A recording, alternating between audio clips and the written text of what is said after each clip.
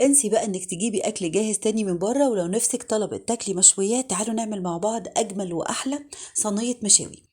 قدمتها بطريقتين، الشيش تاووك على الطريقه الهنديه بتتبيله مختلفه وجديده ومميزه، متاكده لما تجربوها هتحبوها قوي. كمان كفته الحاتي بدون اي اضافات وبالطريقه الاصليه. هقولك ازاي ما تفكش منك على السيخ، ويكون الصباع بتاع الكفته كده لامع وطري جدا، وكمان مش مكتوم من قلبه. متاكده لما تجربوها هتحبوها ان شاء الله. يلا بقى نصلي للرسول ونشوف المكونات والطريقة مع بعض. نقول كفتة الحاتي مع بعض. ده كيلو من اللحمة المفرومة، حابة تعملي نص المقدار زي ما تحبوا. فرمته وشين عند الجزار وخليته يفرم معاه حوالي 250 جرام من الدهون. ما تكونش اللحمة حمرا يا جماعة، لأن الدهون دي بتخلي صباع الكفتة يمسك على السيخ ما يفكش أبدا. تفلوا بصلاية كبيرة كده محترمة، تفرميها ناعم وتصفيها، أو اتنين وسط. شوية صغيرين بقى من الفلفل الأسود، بهارات مشكلة وبهارات لحمة والملح نظبطه، وأخيرا رشة جوز الطيب، وكمان معلقة صغيرة ممسوحة خالص من البيكنج باودر. مهم إضافته عشان يخلي صباع الكفتة كده هش من قلبه ومش مكتوم. دي كل الإضافات اللي بضيفها على كفتة الحاتي. ولا بضيف بقى ولا بقدونس ولا عيش ولا بقسماط ولا برغل يا جماعة، كل الإضافات دي بتغير طعم الكفتة. الوصفة الأصلية هي دي، جربوها متأكدة هتعجبكم قوي، أحلى كتير من الجاهزة. اعجني بقى كأنك بتعجني عجينة، وشربي أنسجة اللحمة من كل الإضافات لحد ما تنعم معاكي. سويها بقى كده بإيدك ودخليها على رف التلاجة تتشمع قبل التشكيل ساعة اتنين زي ما تحبوا. جبت بقى ميه البصل، طعمتها بمعلقه كبيره من الكاتشب زي ما قلت لكم هنستخدمها اثناء الشوي، وهوريكم في اخر الحلقه هنستخدمها ازاي. وضفت بقى معلقتين كبار من الزيت تدي لمعه حلوه للمشويات، واخيرا حاجه بسيطه خالص من الملح والفلفل الاسود. هنقلبها بقى كويس قوي ونسيبها على جنب. هنعمل الشيش تاووك بالاوراق بتاعه الدجاج. خليتها من العظم والجلد وقطعتها لقطع صغيره، وغسلتها بالليمون والملح والدقيق وصفيتها كويس. كوبايه زبادي صغيره 105 جرام، معلقه كبيره من الثوم المفروم، معلقتين كبار من هريسه الفلفل الاحمر، ليمونه، خل وزيت وفلفل اسود. البهارات هيكون نص معلقه صغيره من حبهان ورق لورا مطحونين بودر على بعض، والباقي هيكون معلقه صغيره ممسوحه من الجنزبيل والملح والكاري والبابريكا، وكمان كزبره ناشفه وكمون وجرام مصالة الهنديه.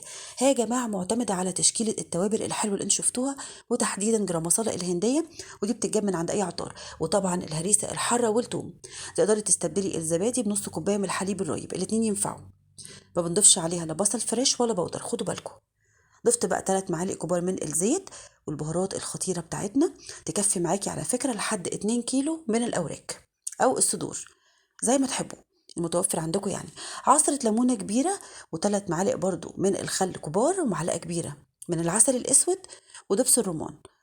لو مش متوفر عندك على فكرة عسل أسود، استبدليه بنص معلقة صغيرة من السكر تسرع في السوا وتظبط الطعم. نقلب بقى ونظبط ملحنا، وبعد كده هنضيف نقطتين تلاتة من اللون الأحمر الغذائي، لأنها بتكون محمرة شوية. ما نقلقش منه، هو بيكون مصرح بيه، مفيش منه أي ضرر.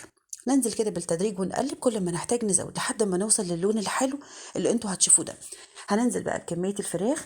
لو هتعمليها في نفس اليوم تسيبيها في التتبيلة لا يقل عن 4 ساعات على رف التلاجة عشان تشرب منها كويس. وطبعا يفضل تسيبيها من قبليها بليلة، هتديكي النتيجة أجمل وأجمل. قلبيها بقى كويس قوي قوي، وسيبيها بقى على رف التلاجة تتشرب من التتبيلة كويس. طلعت الفراخ من التلاجة، وكنت مقطعة فلفل ألوان مع قطع بصل صغيرة، وجبت بقى سياخ الشيش تاووك. ضيفي في كل واحدة قطعتين تلاتة مش أكتر من الفراخ، وافصلي ما بينها بالخضار الحلو المشكل ده. حابة تضيفي طماطم زي ما تحبوا. شايفين بقى التتبيلة بتتحدث عن نفسها. قد ايه بقى الفراخ كانت ليها طراوة غير طبيعية، بجد لازم تجربوها. هنفضل بقى نعمل بنفس الترتيب ده لحد لما نخلص الكمية كلها، ونضيفها بقى في سيرفيس جنبنا. حابة تعملي نص المقدار زي ما تحبوا. جبت بقى مية البصل عشان نبدأ نشكل الكفتة، نبل ايدينا بمية البصل، وبرضو نسيخ الكفتة على سياخ الشيش تاووك زي ما انتم شايفين كده. افردي اللحمة وبلي ايدك بميه البصل، هتلاقي بقى بسبب الزيت اللي احنا ضايفينه صباع الكفته كده بيلمع معاكي. ما تخليهوش سميك زيادة عن اللزوم عشان يستوي معاكي بسرعه، سواء هتستخدمي الشوايه الكهربائيه او على الفحم.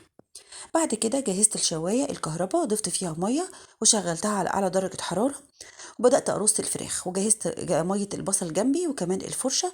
طول ما انا بشوي واقلب كده في المشويات بتاعتي سواء الشيش تاووك او الكفته، ندهن على طول بميه البصل. التكه دي بتفرق جدا، اولا بقى بتخلي ريحه المشويات تقلب الدنيا، والزيت بيديها لمعه وطراوه غير طبيعيه، كمان بتسرع في السوى وتخلي سوى الحاجه مظبوط جدا. قلبي كده على كل جنب، هي مش هتغيب معاكي. الاوراق بتستوي، بتكون طريه قوي.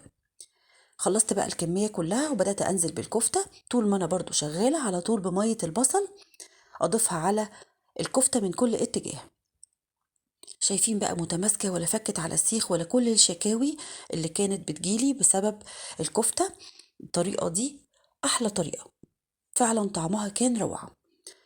صباع الكفتة كده هش من قلبه ولامع ومش مكتوم. أهم تكة هنا أول ما تحسي إن هو استوى طلعيه على طول من على النار عشان ما ينشفش منك. وادي بقى صينية المشاوي الخطيرة. ضفت رز أصفر كنت عاملاه من قبل الحلقة، طبعا عملناه كتير، اسيب لكم لينك اسفل الفيديو. ورصية المشويات الخطيرة، شوية بقى بابا غنوج وسلطة طحينة، سلطة خضراء. وادعيلي جربوها، متأكدة هتعجبكم جدا جدا. شايفين بقى الكفتة متماسكة وطعمها فعلا أكتر من رائع، والفراخ كانت دايبة، جديدة ومختلفة إن شاء الله هتعجبكم. ما تنسوناش بقى في لايك وشير لو الفيديو عجبكم، وباي باي.